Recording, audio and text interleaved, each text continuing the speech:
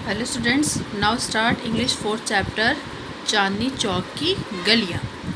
दिल्ली हमारे देश की राजधानी है। यह भारत ही नहीं विश्व के सुंदर और ऐतिहासिक नगरों में से एक है।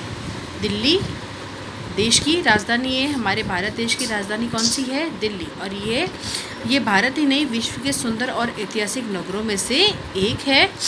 दिल्ली नगर को लगभग 1000 वर्ष पहले तैमूर राजाओं ने बसाया था। दिल्ली को किसने बसाया था? 1000 वर्ष पूर्व तैमूर राजाओं ने इसको बसाया था, परंतु महाभारत काल में भी ये बसा हुआ था। पुराना किला उस समय का किला है। दिल्ली प्राचीन और नवीन भारत का मिला जुला नगर है।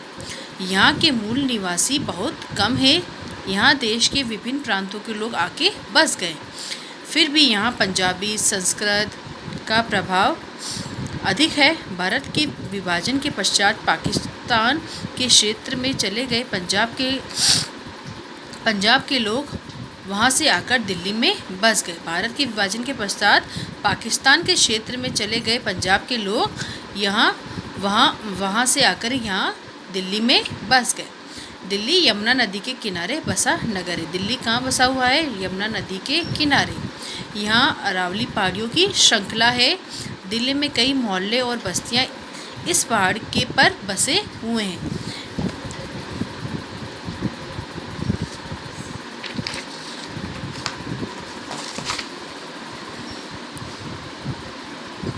लाल किले के निकट दिल्ली का सबसे पुराना बाजार चांदनी चौक है। लाल किले के निकट दिल्ली का सबसे पुराना बाजार कौन सा है? चांदनी चौक। मुगल बादशाह शाहजहां लाल किले से घूमने के लिए चांदनी चौक जाते थे। कौन जाते थे चांदनी चौक में घूमने के लिए? मुगल बादशाह शाहजहां। अब यह गलियां तंग गलियों, कटरों और भीड़ भरा बाजार बन गया है।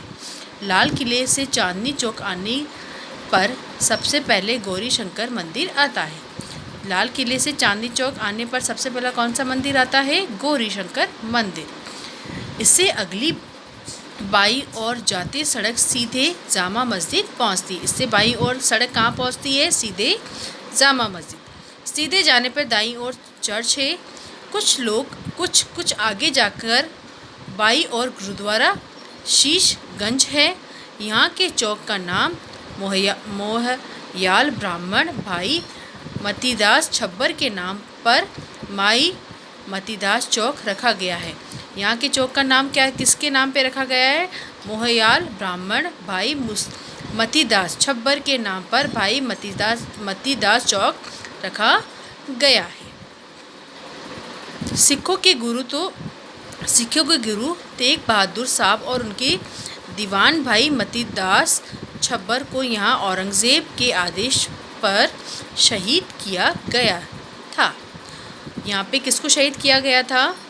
सिखों के गुरु तेग बहादुर साहब और उसके दीवान भाई मतीदास छब्बर को औरंगज़ेब के आदेश पर यहाँ पे शहीद किया गया था। शीशगंज गुरुद्वारे के साथ ही सुनहरी मस्जिद है। शीशगंज गुरुद्वारे के साथ ही क्या है? एक सुनहरी मस्जिद है।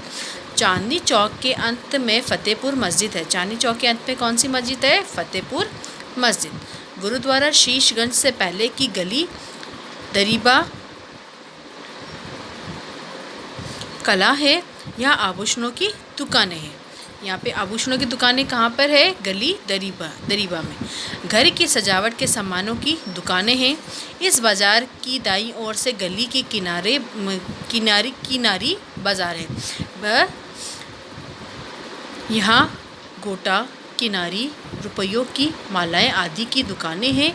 इसके साथ ही यहाँ शहर के विद्यालयों और महाविद्यालयों के अध्यापिकाएं नाटक और अन्य समारोह का सामान किराए पे लेने आते हैं। यहाँ पे और कौन किसकी दुकानें हैं?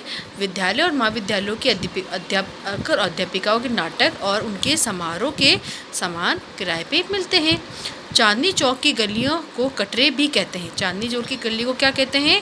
कटरे भी कहते हैं। गुरुद्वारा शीशगंज से आगे सुप्रसिद्ध पराठे वाली गली है। लोग दूर दूर से यहाँ पराठे खाने आते हैं। शीशगंज गुरुद्वारा शीशगंज से आके कौन सी गली है? पराठे वाली गली, जहाँ से दूर दूर से लोग क्या करने आते हैं? पराठे खाने आते हैं।